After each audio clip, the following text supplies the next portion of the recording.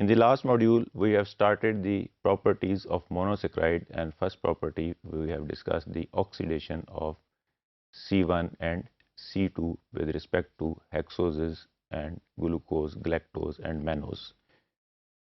और अल्टीमेटली हमने वहाँ कहा था कि जिस वक्त C6 पे C1 और 5 के दरमियान बन जाता है बॉन्ड, तो इंट्रामोलिकुलर फॉर्मेशन हो जाती है जिसे हम कहते हैं डी ग्लूकोनो डेल्टा लैक्टोन और ग्लूकोनो डेल्टा लैक्टोन और GDL, and it is commonly found in honey, fruit juices and lubricants and wine. Lubricants जिस तरह ये फेशियल क्रीम्स हैं एंड शैम्पूज हैं, इसके अंदर भी ये GDL डाला होता है, and GDL is a net neutral in pH. But on hydrolysis with water, it is converted into acidic form, which is gluconic acid, and it is used for adding into the foods for making a tangy taste, और तुर्श जायका बनाने के लिए ये foods में add किया जाता है. It is also metabolized into glucose, and जितना 1 ग्राम अगर 1 ग्राम ऑफ ग्लूकोज है जो वो मेटाबोलाइज होके जो एनर्जी प्रोड्यूस करता है, उतनी ही ऑलमोस्ट एनर्जी GDL प्रोड्यूस करता है when it is metabolized in the body.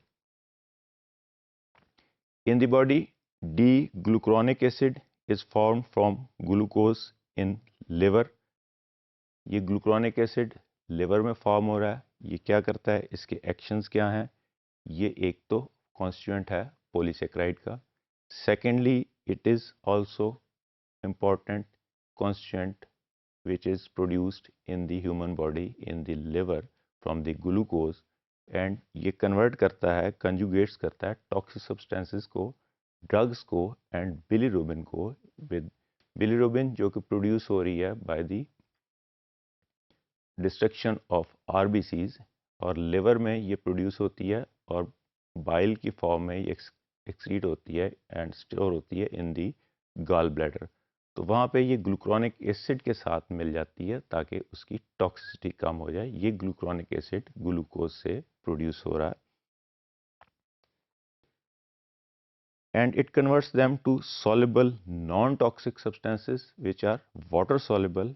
A glucuronide which is excreted in the urine. जब ये बिलीरुबिन ग्लूक्रोनिक एसिड के साथ और टॉक्सिक सब्सटेंसेस ग्लूक्रोनिक एसिड के साथ मिल जाते हैं तो ये वाटर सॉल्युबल बन जाते हैं, and it can be excreted in the urine.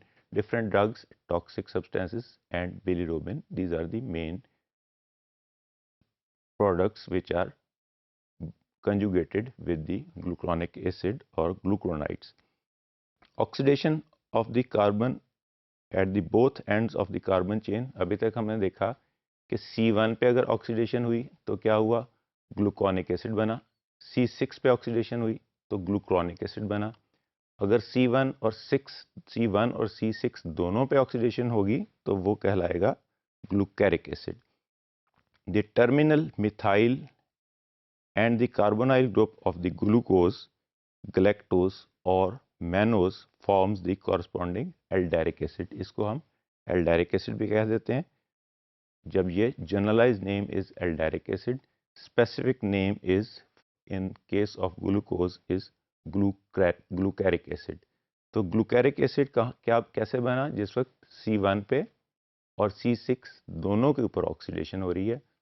This is the diagrammatic presentation of D glucose and glucaric acid. दोनों में डिफरेंस क्या है कि डी ग्लूकोज पे aldehyde group which is present at carbon atom number 1. इसके अंदर एक oxygen हमने यहाँ पे और ऐड कर दी तो ये COOH बन गया, कार्बोनाइल से कार्बोक्सिल में कन्वर्ट हो गया.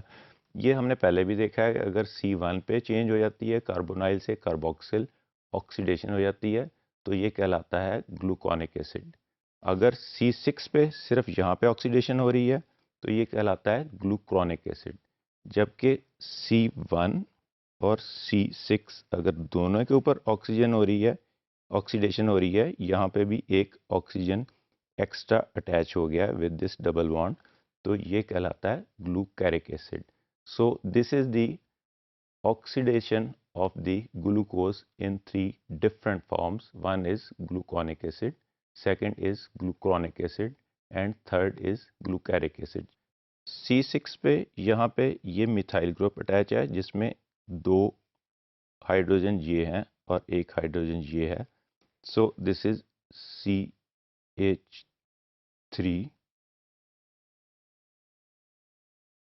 अगर यहाँ से दो ऑक्सीजन हाइड्रोजन निकल जाएंगे और डबल बॉन्ड के साथ ये एक ऑक्सीजन अटैच हो जाएगा तो ये ग्लूकारिक एसिड बन जाएगा, which means that oxidation of the glucose molecule both in position 1 and at position 6, and this product is called oxidized product of glucose, which is known as glucaric acid.